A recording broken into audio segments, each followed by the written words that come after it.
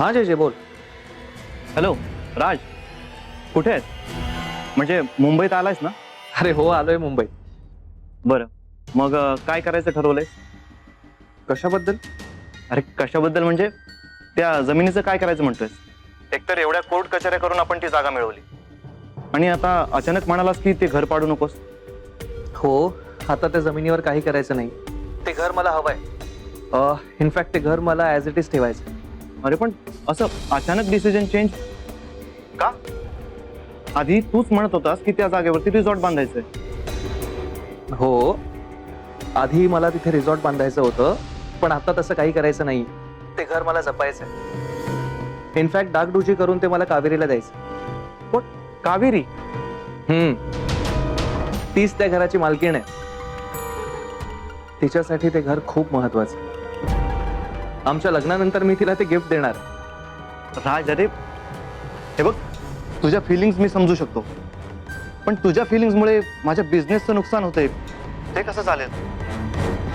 आपण खूप पैसे इन्व्हेस्ट केलेत त्यामध्ये आणि ती मध्ये केस लढलो, त्यालाही खूप खर्च आलाय. हा, आय नो आणि डोंट वरी अबाउट दॅट. त्या जमिनीचा जो काही खर्च झाला असेल ना, तो सगळा खर्च मी तुला दे.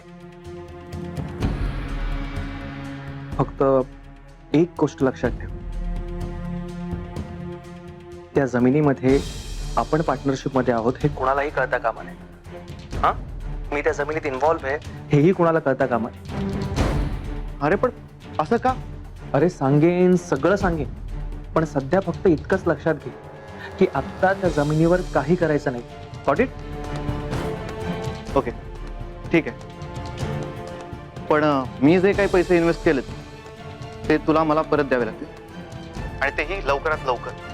नाहीतर मला त्या जागेची ओनरशिप घेऊन त्यावरती रिसॉर्ट बांधायला सुरुवात करावी लागेल. राज, खूप खर्च झालाय, पैसे अडकले. हे तू सतत डिसिजन चेंज करत राहतोस ना, त्यामुळे होतंय सगळं. नुसता वेळ वाया जातो यात. हे मी म्हंटल ना तुला, त्या जमिनीसाठी जो काही खर्च झालाय तो सगळा देईन तुला. इनफॅक्ट जमिनीच्या केससाठी जो खर्च झालाय ना, तोही देईन मी. जरा पेशन्स ठेव. पेशन्स म्हणजे आता ताबडतोब तू पैसे देणार नाहीयेस. राज, हे बघ, लवकरात लवकर पैशांची व्यवस्था कर, नाहीतर माझ्याकडे दुसरा कुठलाही ऑप्शन नाही.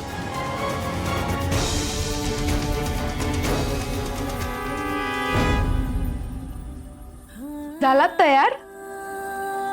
निघूया ऑफिसला? हो, निघूयात.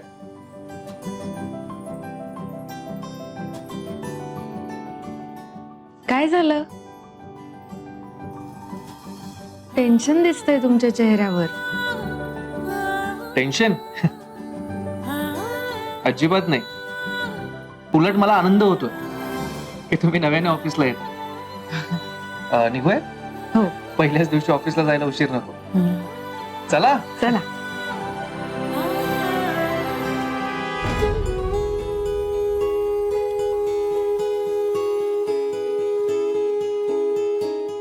अरे वा, झालात का तयार? हो. अरे वा, काय छान दिसतायत दोघेही. खूप छान दिसतोय जोडा. मग सांगा काय करायचं? म्हणजे आपण माहेरच्या चहाच्या कार्यालयात जायचं का मंगल कार्यालयात जायचं?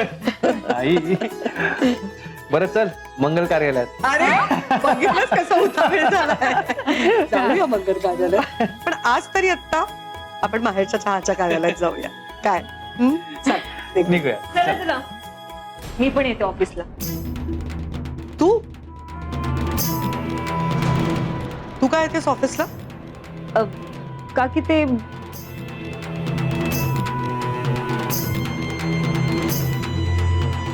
सानिया, तू विसरलीस बहुतेक, पण मी तुला निक्षून सांगितलं होतं की तू माहेरच्या चहाच्या ऑफिसमध्ये पाय सुद्धा ठेवायचा नाही.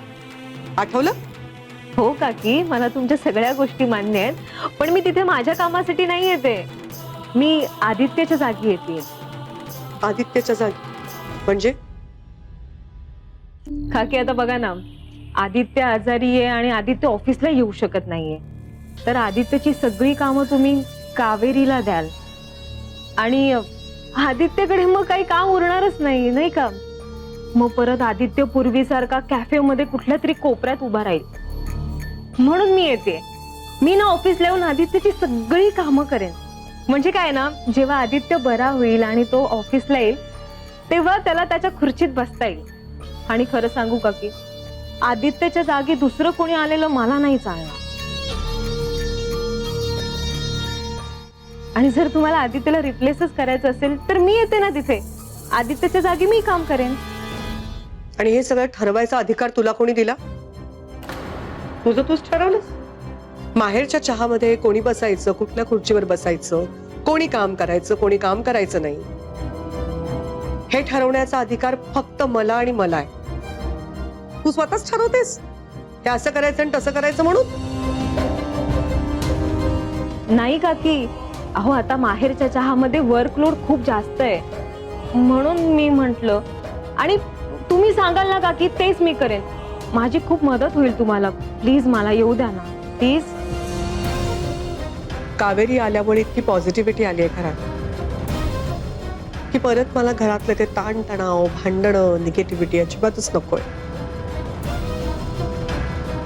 सध्या मी तुला ऑफिसमध्ये याची परमिशन देते, पण फक्त एका अटीवर.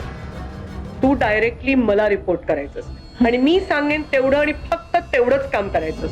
दुसऱ्या कोणाच्या कामामध्ये नाक खुपसायचं नाही आणि कशाही वरती तुझं मत द्यायचं नाही. मान्य आहे? हो काकी, मला तुमच्या सगळ्या अटी मान्य आहेत.